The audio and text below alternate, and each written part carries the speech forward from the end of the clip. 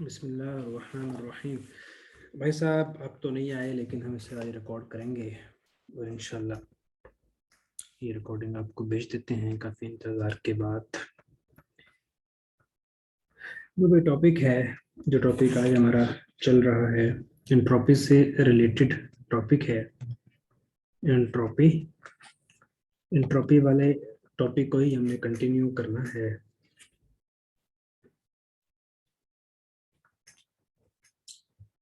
Entropy change for an ideal gas.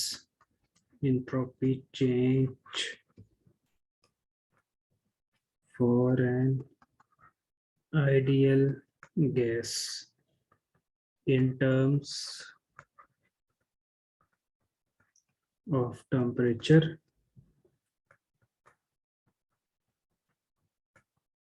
and volume। in terms of temperature and volume, तो इसमें हमने देखना है कि आइडियल गैस के लिए एंट्रोपी चेंज कैसे होती है। Consider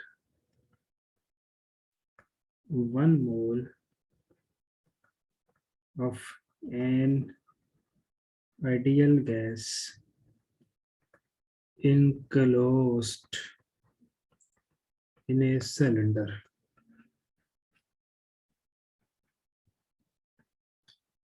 There is a frictionless piston। Frictionless piston piston cylinder के ऊपर, गैस का सिलेंडर के ऊपर एक ऐसी चीज होती है जो जिससे हम प्रेशर अप्लाई कर सकते हैं, प्रेशर कम कर सकते हैं। Now supply a small amount of heat del Q reversibly and isothermally. Isothermally का मतलब है टेम्परेचर जिसमें कांस्टेंट हो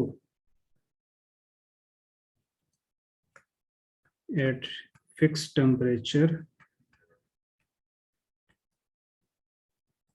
T, then the entropy change is given by following equation। Equation ये है क्योंकि हमको पता है we now entropy is equal to या change in entropy is equal to heat Q divided by T। तो इस इक्वेशन से आगे चलते हैं। entropy is equal to heat Q divided by T for change ds change in entropy, change in heat Q reversibly और T के साथ change नहीं लगाना, क्योंकि जब तीन चीजें हों तो दो को चेंज करना होता है, एक को कांस्टेंट रखते हैं।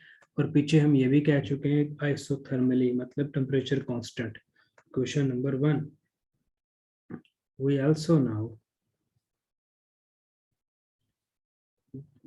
also know first law of thermodynamics। First law of thermodynamics क्या कहता है? dq is equal to de plus dw।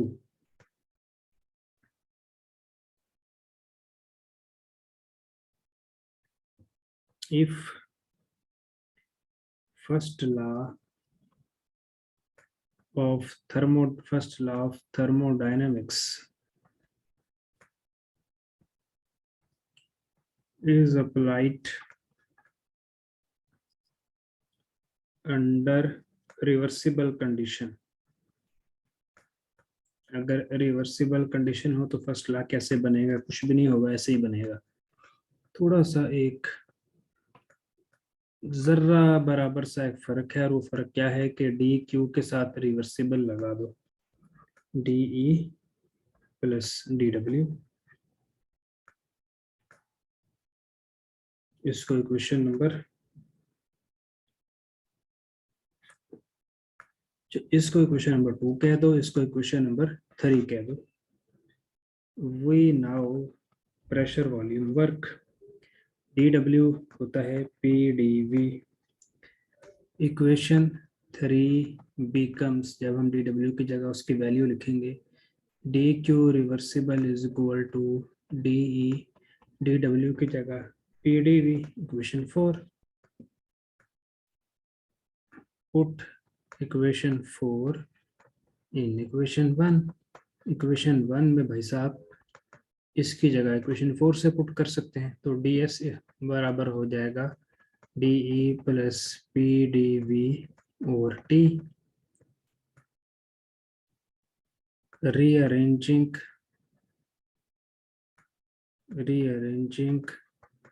Above equation, ऊपर वाली इक्वेशन को आप रीअरेंज करो तो ds tds is equal to de plus pdv हो जाएगा। तो tds is equal to de plus pdv हो गया। इसको इक्वेशन नंबर 4 कह दो। पहले किसी को 4 तो नहीं कहा है, तो फिर इसको इक्वेशन नंबर 5 कह दो।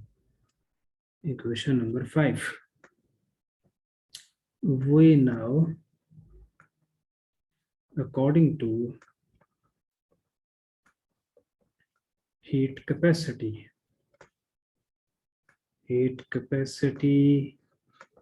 at constant volume cv is equal to de over dt। हमको पता है, इससे अगर हम de को साइड पर करें तो cv into dt। Equation 6, we now general gas equation,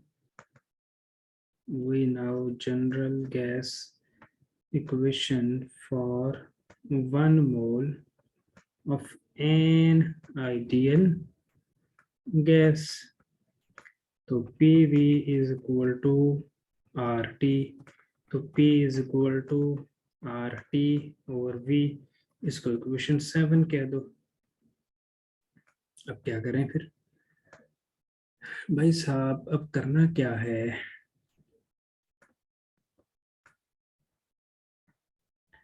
जो इक्वेशन 6 है और इक्वेशन 7, इसको इक्वेशन 5 में पुट करना है।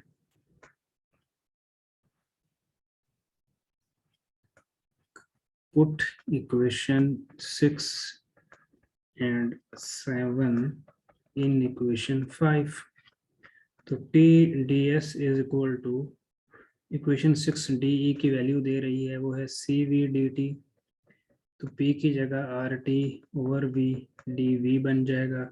इस P की जगह वैल्यू पुट कर देंगे, इस इक्वेशन को V से divide above equation by E on both side जब डिवाइड करेंगे तो इधर से सिर्फ ds रह जाएगा, इधर से cv dt ओवर t रह जाएगा, इधर से rt dv ओवर t हो जाएगा। कुछ ये t से कैंसिल हो जाएगा, तो मतलब कि ds is equal to cv dt over t plus r dv over v। इसको इक्वेशन 8 कह दो। आगे चलते हैं। Suppose volume changes from V1 to V2 when the temperature change from T1 to T2, integrate equation number 8।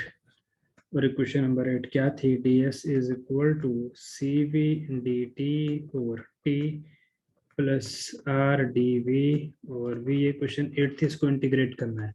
तो जिस equation को भाई साहब इंटीग्रेट करना है उसे कॉपी पेस्ट कर दो, कॉपी पेस्ट ही मार लो, छाप दो। इधर भी sign of integration, lower limit entropy की S1, अपर लिमिट एंट्रोपी की S2। यहाँ मैंने वॉल्यूम का लिखा है, टेम्परेचर का लिखा है, एंट्रोपी का भी लिख दो। टेम्परेचर की lower limit T1, upper limit T2, volume की lower limit V1, upper limit V2। उड़ जाएगा, सिर्फ S रह जाएगा, लोअर लिमिट S1, अपर लिमिट S2। याद रखना जब फंक्शन हो उसके ऊपर उसका डेरिवेटिव हो तो वो बराबर होता है, इंटीग्रेट करो तो बराबर होता है natural log of that function. इसी तरह फंक्शन हो उसके ऊपर उसका डेरिवेटिव हो तो बराबर होता है natural log of that function. तो इससे आएगा, पहला काम तो ये करो कि CV कांस्टेंट है बाहर निकाल दो, lower limit T1, upper limit T2, dt over T। R constant है, साइन ऑफ इंटीग्रेशन से बाहर निकाल दो, तो इस तरह से कुछ बन जाएगा।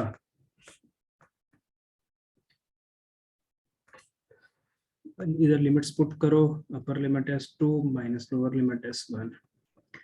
इसमें क्या होगा, natural log of T, lower limits T1, upper limits T2, natural log of V, lower limits V1, upper limits V2।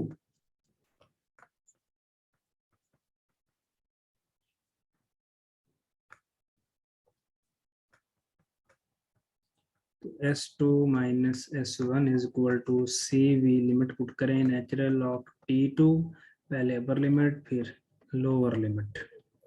इसी तरह R, यहाँ तो जगह नहीं है, इस इक्वेशन यहीं पर एडजस्ट करता हूँ, उधर तो जरा जगह नहीं बन रही। तो S2 माइनस S1 कर दो, CV, अपर limits T2, lower limits T1, upper limits volume की V2, लोअर लिमिट्स वॉल्यूम की V1। इसको काट दो। S2 S1 को मैं डेल्टा S भी लिख सकता हूँ, CV natural of T2 over T1 कर दें और natural of V2 over V1 कर दें, तो ये एक फार्मूला बन जाएगा। ये एक फाइनल इक्वेशन होगा, इसको इक्वेशन 9 कह दें। इस फार्मूले से हम क्या कैलकुलेट कर सकते हैं, we can calculate entropy change.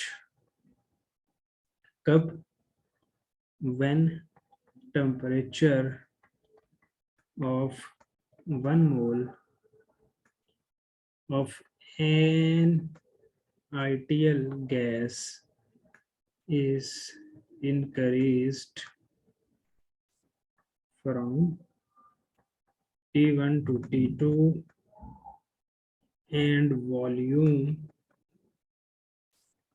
change from V1 to V2। तो इसको यहीं तक रखते हैं, नेक्स्ट क्लास में जब इंशाल्लाह आप आ जाएंगे तो नेक्स्ट क्लास कंडक्ट करेंगे। इसकी मैं आपको रिकॉर्डिंग भेज रहा हूँ, आप इसे ज़रूर देखें, अपने बुक से पढ़ें। रोज़ का काम रोज़ मकाओ, इंशाल्लाह आप बहुत टैलेंटेड हैं। मैं आपको यकीन से कहता हूँ, हमारे पास बहुत बच्चे हैं लेकिन इतना किसी को समझ नहीं आ रही होती जितनी जल्दी आप चीज़ों को पिक करते हैं, समझते हैं। तो आपने हिम्मत नहीं हारनी, इंशाल्लाह ये सारे काम हो जाएंगे।